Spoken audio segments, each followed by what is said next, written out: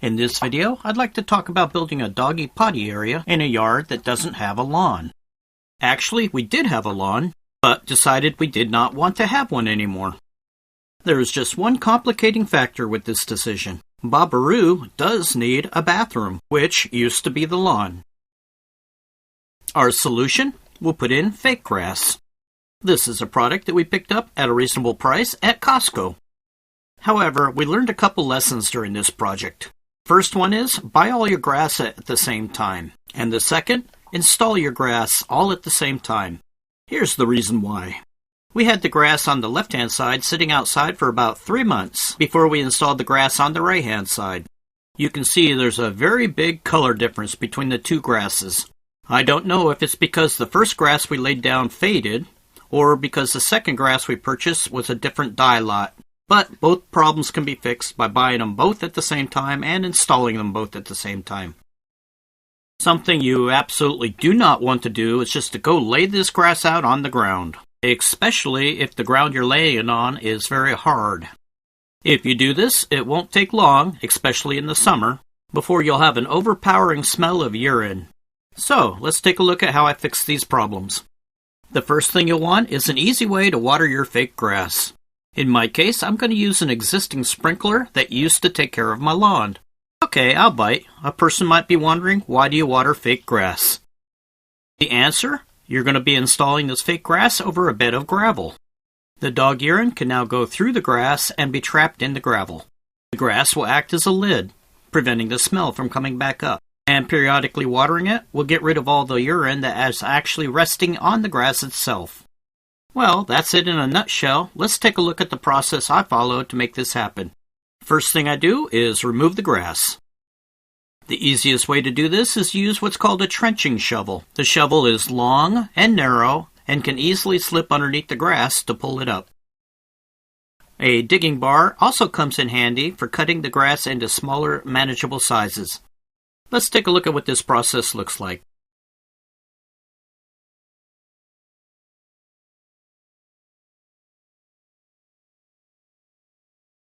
Yep, it's really that easy. Next, I'm going to remove 5 to 6 inches of dirt. There's 2 reasons for this. The first I've already mentioned. My ground is extremely hard and doesn't allow water to absorb into it. So by removing the dirt and putting it back, I've broken it up, which increases water absorption. The second reason, I don't want to have to buy gravel. I have plenty of it in my ground. All I have to do is sift the dirt, then I'll get my gravel.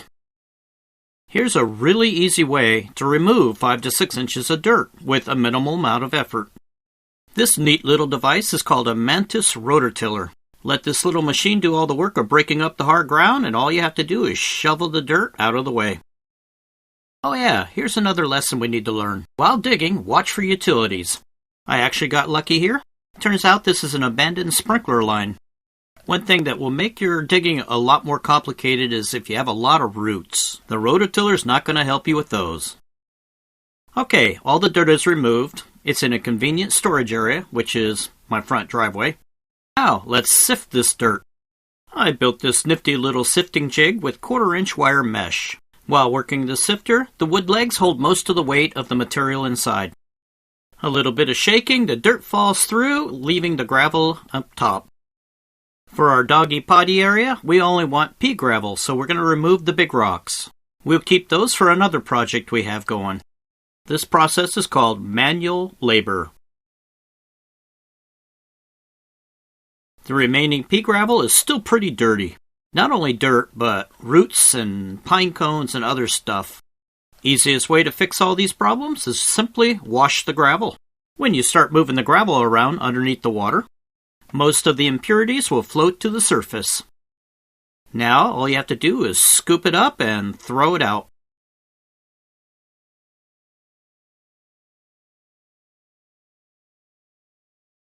After the impurities are removed, you can pull the gravel out and put it in your buckets to take it around back. The water's not wasted. I used it to water the lawn that we still have in the front yard. Now, repeat this process a couple hundred more times and you'll have all the materials you need. Moving into the backyard, we need to figure out how high this grass is going to be. In our case, this was extremely easy because we have concrete edges all the way around our backyard. They're both for decoration and part of our anti-mole control. We laid a really long board between the two edges, and that's the height the grass needs to be at. Finally, it's starting to look less like a construction area and more like a project area. A word of warning, you may want to have more than one pair of gloves on hand while you're doing this. These gloves are new when I started. Anyone who has a refrigerator is probably familiar with this product, baking soda. You put this stuff inside your refrigerator to control odors. And odor control is what we're interested in here. So I put down a thick layer of baking soda covering the entire potty area. Yep, you're right. A bag this big can be found at Costco. Next, landscape fabric goes down. It serves two purposes. One, keep the weeds down. And two, keep the gravel from migrating down into our loose soil.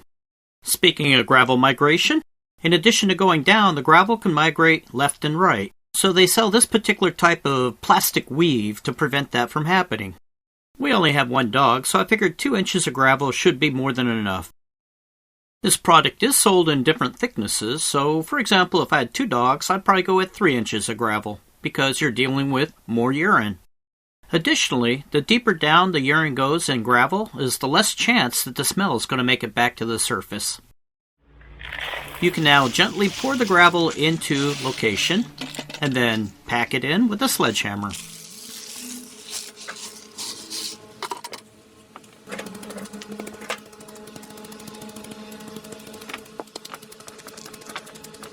Once the gravel is in place, I lay the fake turf on top of it and trim it to shape.